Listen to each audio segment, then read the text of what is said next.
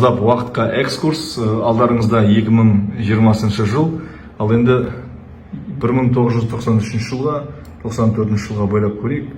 Міне қазір дәл құп-құра мүлдем танымастай өзгерген сурет. Бұл 1994 жыл. Жаз уақыты білем, өйткені жасарып жатыр дала.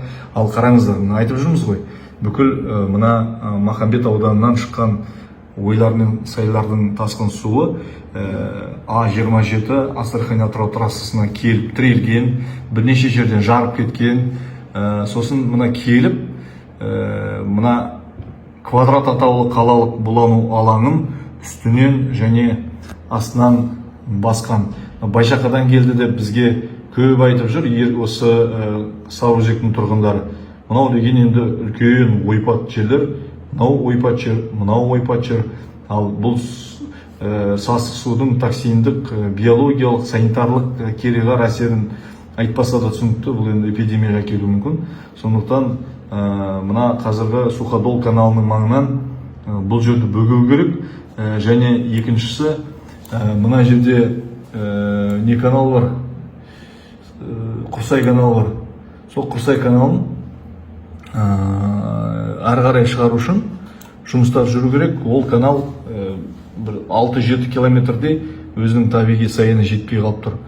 Одан кейін ары қарай теңізге емін-еркін кете алады. Қараңыздар, бүкіл қазіргі Бақсай каналы барлығы толған су.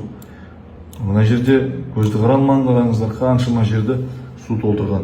Мына жақта жалтырдан төмен қарай бүкіл Аққыстаудың барлығы, мына Аққыстаудың қараңыздар, барлығы суға өзі батпаса да, аман қалса да, төменнің барлығы, етегінің бәрі де толып жатыр. Ауқайран, мына жерде Хамит Ерғалиев ауылы, міне қараңыздар, қоршап алған түгел су. Оралдағы судың деңгейі сол 94 жылғы жалпы көлеммен тұспа-тұс келіп тұр. Мына бүкіл Доссорға шығатын жолдың барлығы толып тұрған. Жақындатқанда көрмейді, өйткені ол кездің спутниктер қазіргідей жоғарғы разрешениеде болмаған. Алмалы, мысалы Алмалыны көрейікші. Алманың біраз жерін су шарпыған. Ол жерде қазір елді мекенге жақын жер болу керек. Бірақ қоршап жатыр ғой, үмітіміз бар. Біраз ауыл, біраз жер суға кеткен. Соколов атаулы колхоз ба, совхоз ба, сол кездегі егістіктің орны, қараңыздар, қалай кеткен. Су деген жойқын кеткен. Мұнан бәрінен өрмелеп, тармақтанып, жолдан асып мұнға тамыр, адам танымайтындай. Осындай жағдай болып қалса, бізде енді бір каналымыз бар, соған бары үміт артамыз. Үлкен суды күттік. Биыл Құдай қарасып жатырған секілді. Расымен де топан су шықты, жолда жайылып кетті. Енді оның тарихын көрсек, судың мінезі қандай. 1941-42 жылдары су басқан екен. Жалпы су басудың өзі цикличны. Кушумда, қараңыздар, Кушумда Махамбетті қарайтын болса, 5700, 13400 көрдіңіз бе, екінші жыл өсті. 46-да бірдей, 56-да 1280, 1370 көрдіңіз, өсіп бара жатыр. 70-те 10 мыңнан басталған, 13 мыңға өскен.